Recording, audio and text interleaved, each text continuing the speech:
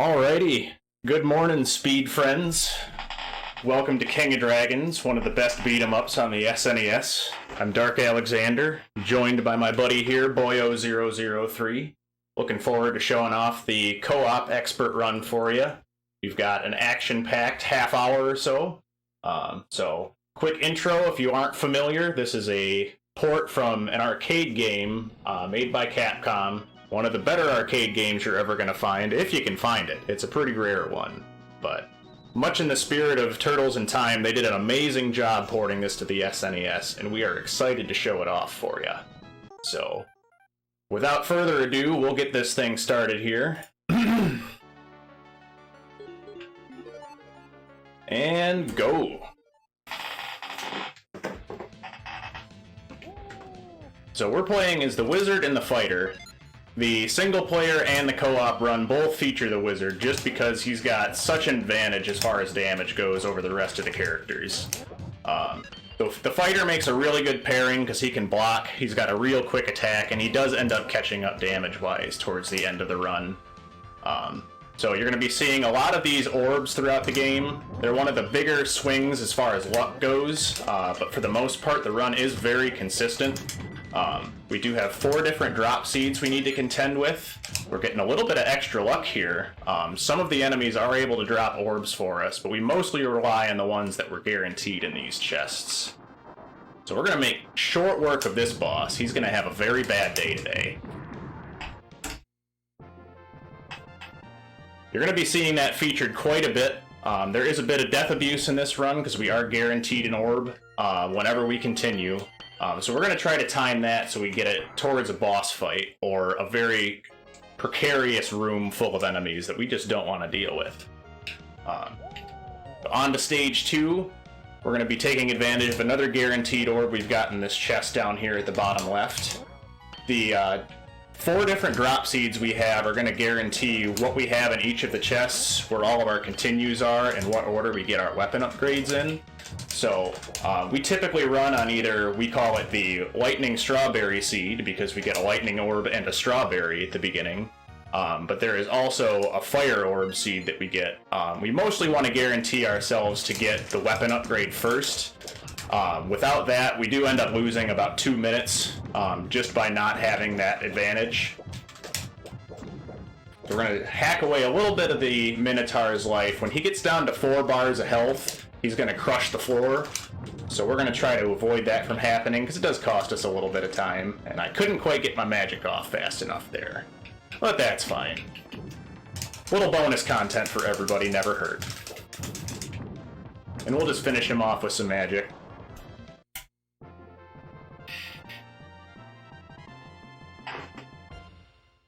So the key for the early game, the Wizard's going to try to pick up as much of the extra drops as we can. For one, lag is a big contender for the co-op run. As you see in most arcade ports, they don't behave the same way on the Super Nintendo as they do on the arcade, as to be expected. So we want to try to manage the lag as best we can. We will be taking advantage of a few extra bonuses that we get from the co-op run from having more stuff on the screen. We'll be able to avoid a few extra spawns coming up on the next stage, so hopefully we execute that properly, because that does save us about 20 seconds. That's unfortunate. He really had my number there. So we're going to try to get this orb up to a nasty group of enemies coming up. Oh, and we are getting a nice bonus, so the game's trying to help us out a little bit here. I'm going to go ahead and use that guy. Hopefully get rid of these other 2 pinks.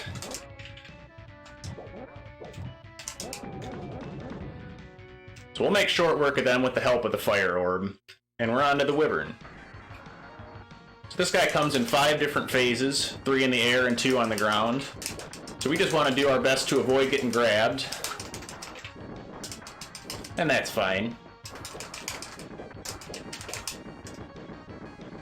I'm going to pop this chest here and grab some extra experience. For the most part, experience doesn't play a huge role in the single-player run, but the advantage of getting it to the Wizard is your levels do control how much damage you do with your magic, which is a big feature of the reason we use the Wizard, just because it is so powerful. We do get some invincibility frames from the magic, so sometimes we'll use that as our panic button as well if we see we're about to get hit in the face with a sharp object. We tend to want to avoid that. There are a few spots, like with the Wyvern's Breath weapon, where we can completely despawn that effect and save ourselves some lag as well as doing some damage, so quite a few circumstances where we're going to want that. And a nice Wyvern kill.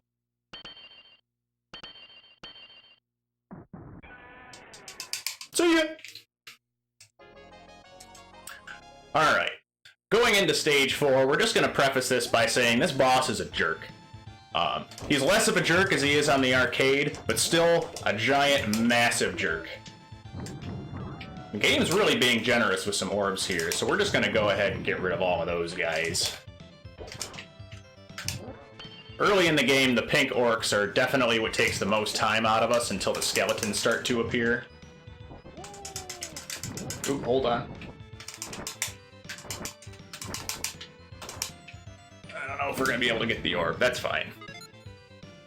So, if we manage to avoid breaking any of the pots, we can skip 4 waves of spawns through here and just walk our way to the boss.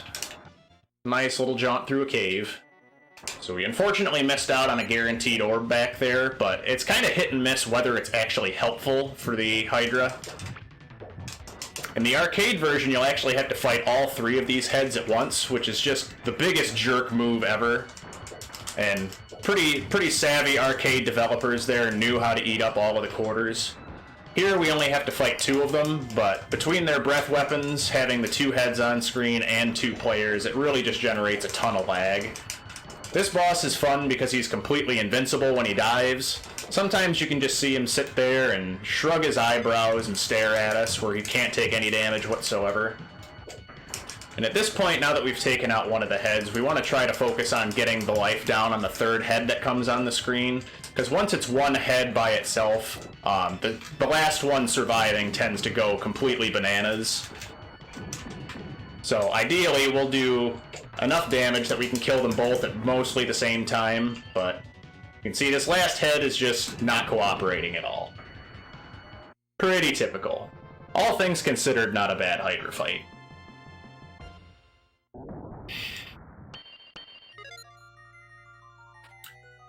We're not entirely sure where this guy came from. I don't know if he turned into the Hydra and now he's back, or if the Hydra had eaten him, but he's going to go ahead and send us off on our next adventure.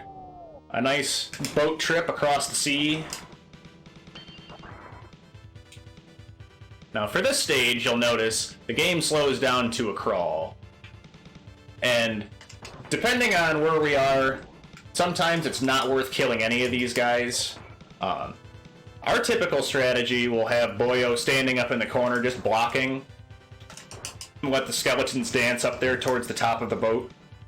The fewer things we have on the screen, the better, and it will stop spawning extra skeletons at 5 in expert mode, so we can just kind of wait for this rock face to start to pass us before we have to really deal with the skeletons at all.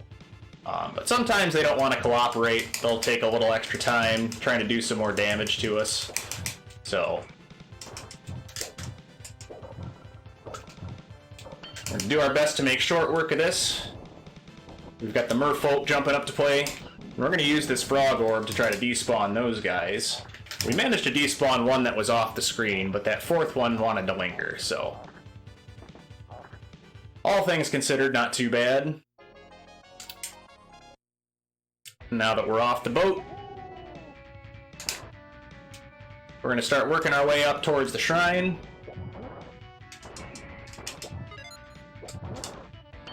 Our first appearance of the Harpies. As with all birds in all video games, these guys are jerks. And we'll see. Hey, we managed to avoid the extra spawns on that one. Very nice, very nice. Minimal amount of jerkiness from the jerk birds. Gotta love it. We're gonna have our first appearance of the skeletons coming up. Basically, any enemy that can block and jump at the same time becomes a real pain. And these guys do pack a wallop early in the game. The game is being very generous with the bonus orbs. So we're going to try to carry that one on to the next mini-boss here. You can see the skeletons just not wanting to cooperate whatsoever.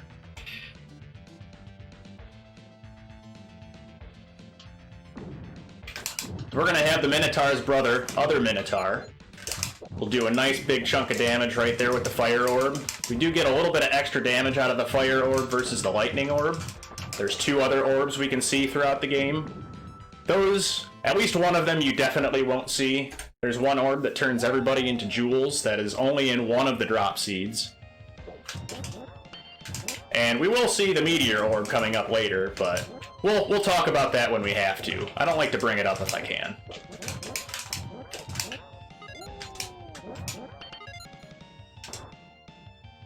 This climb up the stairs can be fairly deadly. A lot of skeletons to contend with, a lot of lag to contend with, so we're hoping we can despawn some of the skeletons that fall by stunning them as we scroll the screen.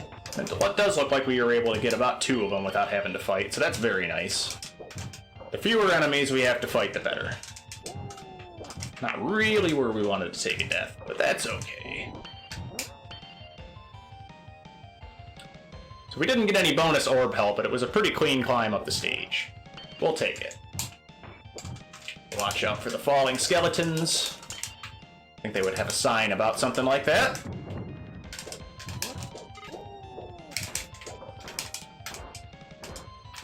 Hello. Be nice to parry magic with a sword. Very talented skeleton right there. So the Cyclops Fight here is another kind of fun one where we get to take advantage of some more of our special. He's going to try to chuck rocks at us, but we can use our special to despawn the boulder, so he just gets left throwing air at us. Couldn't quite get rid of that one in time, so unfortunately Boyo took one to the dome. And with a bit of careful positioning, we can set ourselves up so we can hurt him, but he can't punch us. So we just kind of dance around him at the top of the stage there.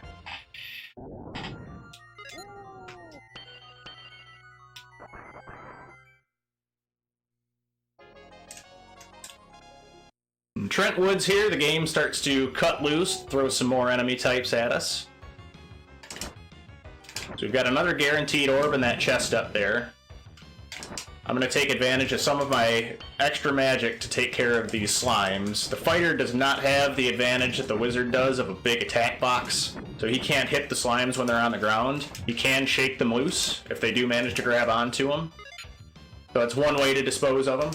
We're going to try to carry that orb along with us. Not really where I wanted to take that continue orb. So we're going to do a little bit of improv here. One of the fun parts of this game is you never know where the orbs are going to show up, so you just have to make the best advantage of them you can. Got a couple more skeleton spawns. And if all goes according to plan, we can get that orb to the next group of wizards, but we'll see what happens.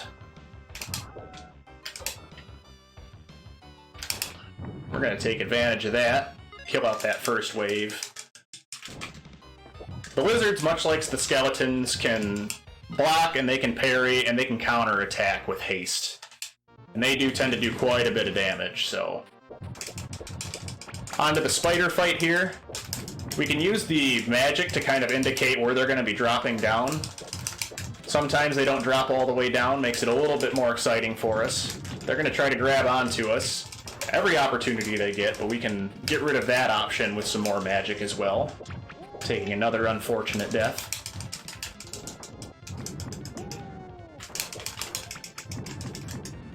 We can manage to damage them off the screen as well with the specials, so we're going to take advantage of that whenever we can.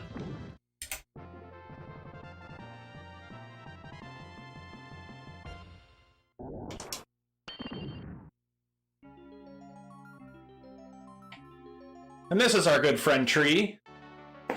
You're welcome, Tree. He's going to point us in the right direction and send us off with some new upgrades. We're going to deviate from the game's plan here a little bit. I'm going to skip the level 5 weapon, just because I like the level 4 weapon for the next couple of stages. The level 5 upgrades us to a fire staff. It breaks up the damage into a couple of smaller segments, and with all of the blocking enemies we had to deal with, it makes it a little bit more difficult to deal consistent damage.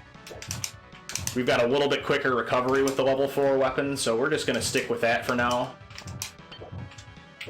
we'll be picking up another upgrade here in a couple of stages. It does carry through, so by skipping the level 5 weapon, we will still get the level 6 weapon at the next upgrade opportunity. The archers are always a one-hit kill. We just try to get them off the screen as quickly as possible. It could just be confirmation bias, but they do seem to have a bit of increased odds of dropping an extra orb, so we always want to kill them whenever we got the opportunity. This is the Meteor Orb, and in its typical fashion, it's not going to do much of anything for us. Unlike the Lightning and the Fire Orb, they don't always like to hit things and kill them. So sometimes you can just be standing there waiting for the animation to finish and not getting anything out of it. So good for you. Good for you, Meteor Orb. Thank you for proving our point once again. It's the Dragon Rider fight here. He's got good quick mobility, and he can turn into you with the halberd and just smack you in the face. So we try to stay off the ground as much as possible. And by staying on either side of them whenever we can just kind of get him pivoting in place and just whack away at him. The single player run, magic is a little bit more of an advantage here, but the downside to the co-op run, whenever one player is using their magic, the other one can't attack. So it kind of leaves them open to being just crushed. So we want to try to plan that out as best as possible. But pretty clean fight so far, about halfway through.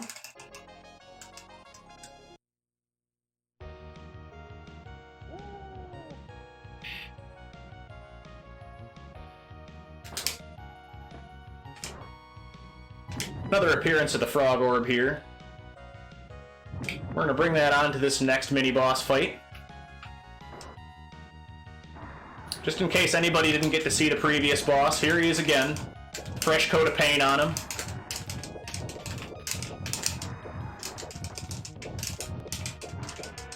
Whenever you can't decide on what the next boss is going to be, just make it the old boss.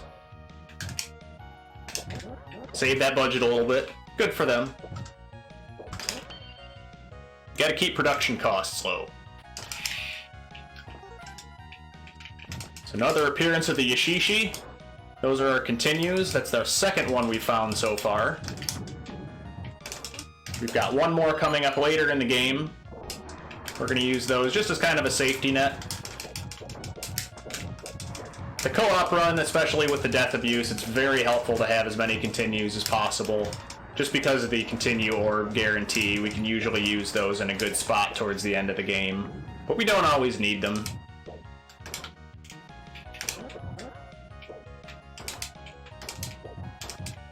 A couple waves of these spear lizards.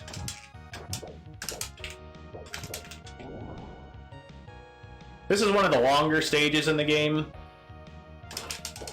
Also one of the more difficult ones as far as the speedrun is considered, just because there are so many different kinds of enemies. That's actually a pretty good spot to get that continue orb, so we're going to try to preserve that for the boss. This next boss can be a bit of a nuisance. Another very mobile boss, with a lot of opportunities to just not take damage. So for the ninja fight here, we want to see him jump like that so we can guarantee that he takes damage from the orb and from our magic. If he's standing on the ground, he can block with his katana. We're just going to say it's a katana. And that guy got whomped. Simply slapped. Excellent, excellent ninja fight. So here's Jerk Knight. He couldn't quite finish his job, so he's going to find these guys who just defeated the boss and say, hey, why don't you go do that? And we will never see him again. So him and his stupid mustache are gone forever, and we're going to go save the princess, because he didn't want to. So here's our level 6 weapons. We do want those. This is not the time you want to be skipping weapon upgrades, because the boss will not have any of it. The mummies here are kind of a pain. They have the highest health of any of the standard enemies in the game, and they do have a bit of a knockback effect where they don't take damage. You can use that to your advantage if they're on the edge of the screen, to just knock them away and despawn them, but it's very, very inconsistent. So, especially with the co-op run with as much lag as there is, it's usually faster to just whomp on them until they're dead. So onto the Wraith Fight. This is one of the longer boss fights in the game. Not a whole lot to speak of here. We just want to try to alternate hitting them. Whenever they take damage, we do get a bit of an invincibility frame, so we can use that to avoid damage. They're going to keep chucking these sickles at us. I'm going to go ahead and take a death there just to get my magic back for the next stage. Unfortunately, magic is of no use on this boss. It does very little damage, so even with the help of a continue orb, it doesn't really do us a whole lot of good there. So, just good old physical attacks.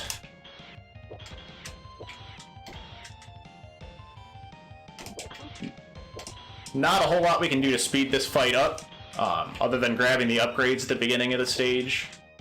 If you do have the unfortunate mistake of not grabbing that on the way here, you're just in a world of hurt. It goes from taking about 8 hits per bar of health to, I believe, 32 was the number I tested. So that's fun. If you really want to fight the Wraith for 5.5 minutes, it's a nice challenge, if nothing else. If you want to work on, you know, dodging and avoiding damage as much as possible. Good practice. We don't want to deal with that today.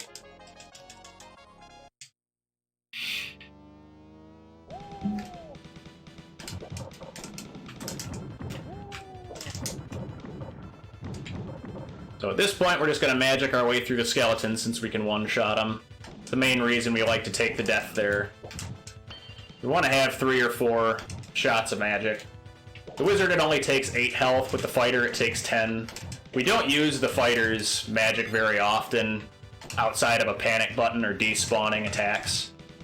It just doesn't do enough damage to really make it worth the 10 health that you lose. So, bunch of different archer waves. They unfortunately did not drop us an extra bonus orb, and we're going to see if the meteor wants to do anything. And it did help us a little. It did do 1 shot to each of those guys.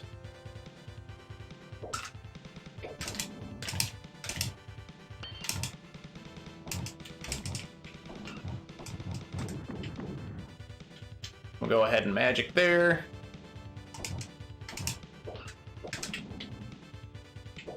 No bonus orb from that guy either. And that's alright.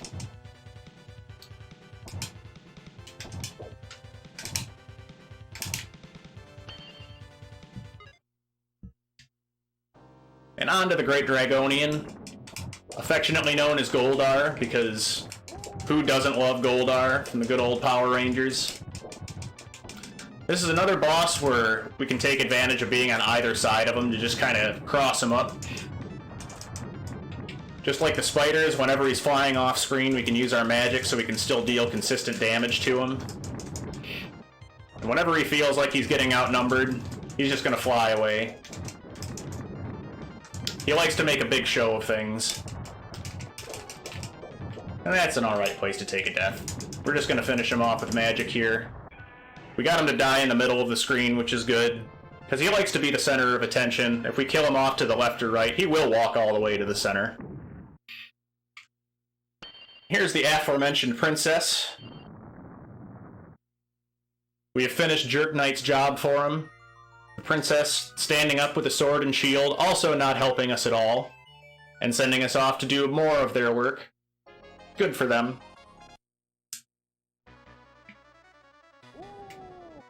Stage 12 starts out with an old favorite. More Dragon Riders. Also with a shiny new coat of paint. Fresh suit of armor. They made good time getting here, I will say that.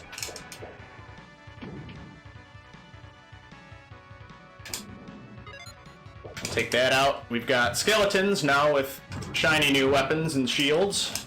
We get a couple of the archers to spawn here, which we can sometimes get lucky and get an extra orb for the boss, but it's all luck-based. If anybody can figure out how to consistently spawn orbs from those guys, let us know, because it'll break the game wide open. I'm just going to magic these guys.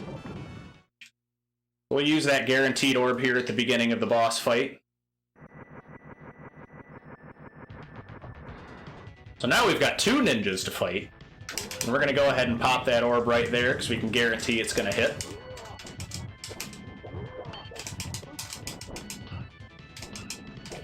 They call themselves the Royal Knights, but I still stand by anyone swinging a katana and throwing ninja swords is gonna be a ninja in my book. There's no way around it. You can call yourself whatever you want. I'm not buying it. Red Ninja just taking a quick jaunt around the stage. They can do some funny things when they feel like they're cornered. Ooh. I was a little bit too close for comfort there.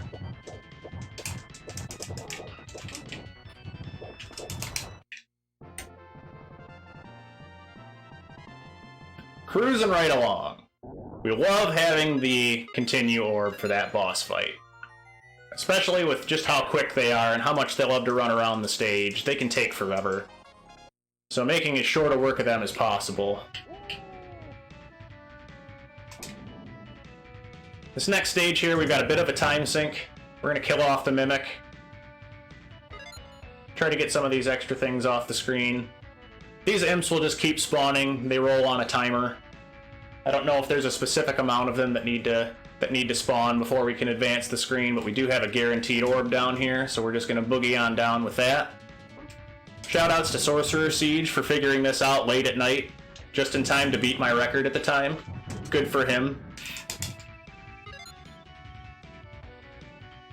We're able to consistently get that orb down here for the next mini-boss. This is Baby Mage.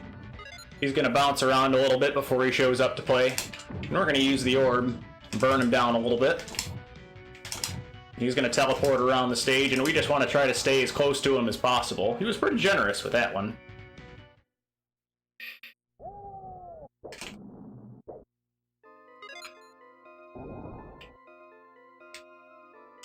And we've got the actual wizard fight. Sort of like the Dragonian, we're going to want to try to stay on either side of him. Ideally, we'll have the wizard focus as much of his magic on the fighter as possible, since he can block. I don't know what the shield's made out of, but it does good things to block an entire tower of fire. And he did start bouncing around, which makes it a little bit tougher to target him, but fortunately, the wizard and the fighter did not skip leg day.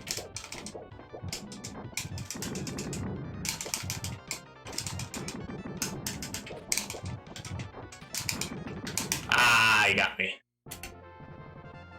But you're not dead. I'm not dead. As long as I don't touch the ground, it's fine. Boyo coming in clutch there with the final kill.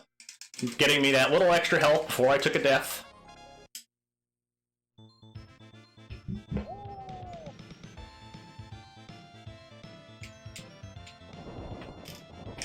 So, our last appearance of the merfolk. We'll have a few groups of these, and we'll just kind of bait them back and forth. And get a nice juggle going.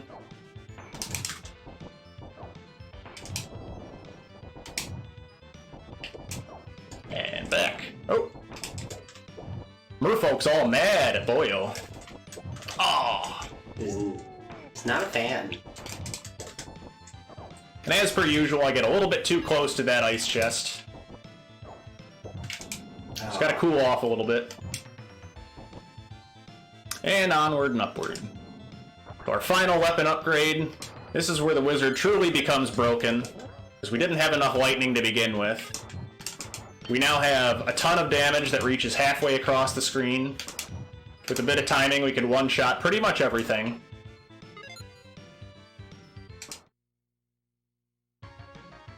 At this point, we've lost all of the reduced damage from range, and we just do full damage for everything.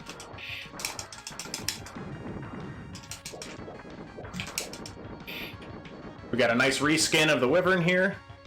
This is our Frost Wyvern. Instead of fire, he shoots ice.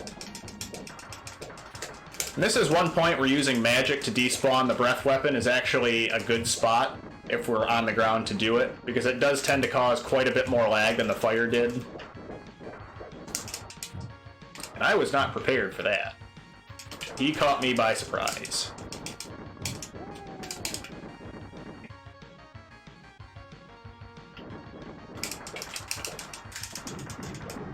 That's a good spot. Unfortunately, it left Boyo open to damage because he couldn't attack. Good spot for a level.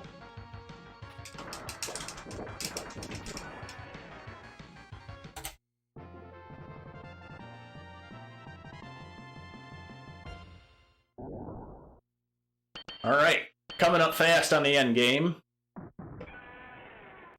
We do have one more extra continue to look forward to on this stage. There's guaranteed 3 extra credits for each of the seeds. The only other thing the seeds control is when we get our health upgrades with our levels. So there's 4 that determine the drops, and then they each have an early or a late health. All determined by the frame that you start when you hit start on the beginning screen, selecting 1 player or 2 player. Can tend to lead to a lot of resets at the beginning if you're looking for a particular seed. So at this point, we've got more skeletons, but we can one-shot them with the lightning. The fighter and his level 8 weapon do pretty quick work to him as well. Actually, a little bit more effective for fighting the mummies than the wizard's weapon is. We're gonna magic our way through that.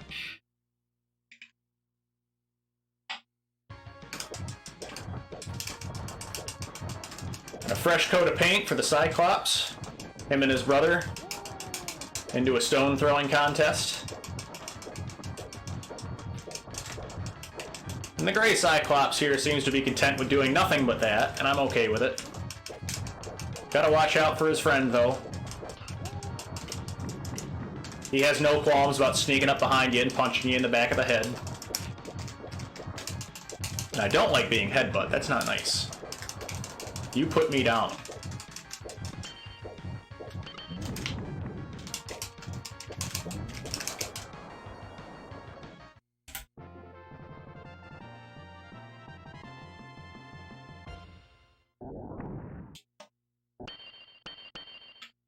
Alright, cruising into the final battle of the game.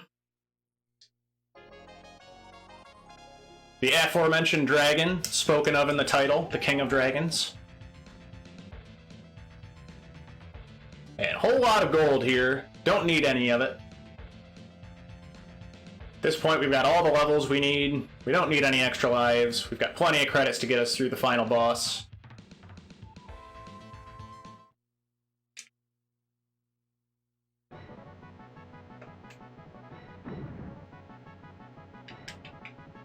Great final boss fight. Did awesome sprite work with this. Managed to take advantage of everything the Super Nintendo had going for it. So we had the option of hitting either the head or the hand to do damage to him, so we kind of split up the battle. Much like with the Cyclops and his rocks, we can stun him to stop the fire breath attack going through.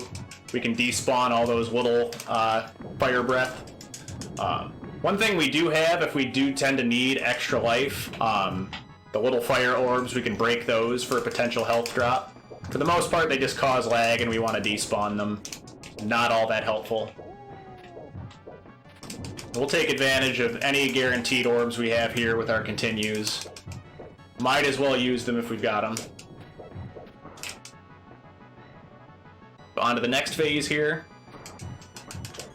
This is the most noticeable increase as far as enemy health goes with Expert. The main thing the difficulty does is you get harder enemies earlier and all of the bosses have significantly increased health. Which, with the added bonus of co-op damage, this guy goes through the roof as far as his health goes. This fight tends to take about twice as long as it does in single player.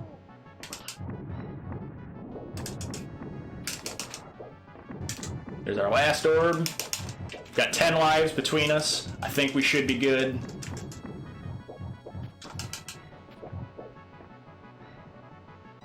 He was looking for a feast from you, sir. Oh, yes. Ah, I was too slow.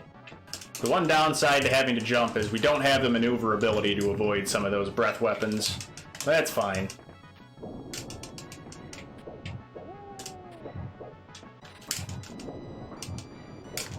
We can get behind him, then the hand gets all mad and starts chasing the person behind the head.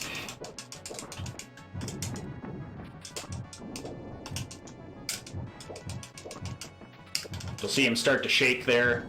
At that point, we can reset the room with a little bit of magic. Oh, he all mad. He all mad.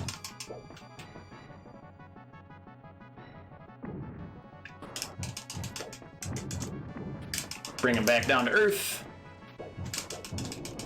We have just a little bit more range with our lightning than he does with his breath weapon, so as long as my positioning isn't too far off, we can get some free damage from that. It does get to a point where we can't avoid it anymore. That's where magic comes in. Or we just take it to the face.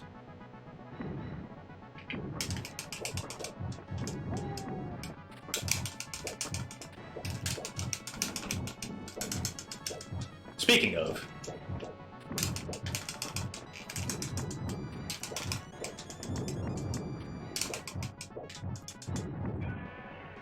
Alright, and Gildas is down. Final time is going to be in about 10 seconds here. As soon as we lose control of our characters. With one final shout. Time! High five! Very nice, very nice. Very nice run, boyo. Good work. Thank you, thank you. Well, thank you everybody for tuning in. Super happy we got to show this off. Excellent game. If anybody hasn't taken the time to play this, highly recommend. Grab a friend, grab an emulator, go ahead and jump on, just play through the game. All of the difficulties are a little bit different. Just because of the way the orbs drop, every playthrough is going to be slightly different. It makes for a great speed run, although it can be frustrating at times. We do have a lot of documentation on speedrun.com and in the Discord. Great community, tight-knit group of individuals that have done a whole lot of work to optimize the Super Nintendo and the arcade run. The Capcom Beat 'em Up bundle, you can get it on Switch or on Steam and play through the arcade version of this game among other awesome games, so there's really no good excuse to not be playing this. But definitely if you're interested, drop into the Discord, say hi. We're more than happy to help you get started on things. We've included emulators. You can play it on a flash cart. You've got all kinds of opportunities, so get in there and beat up some enemies, slay some dragons, and hope you all have a beautiful rest of your day. I've been Dark Alexander. This is Boyo003. Thank you guys all for having us out, and looking forward to the rest of the marathon, friends.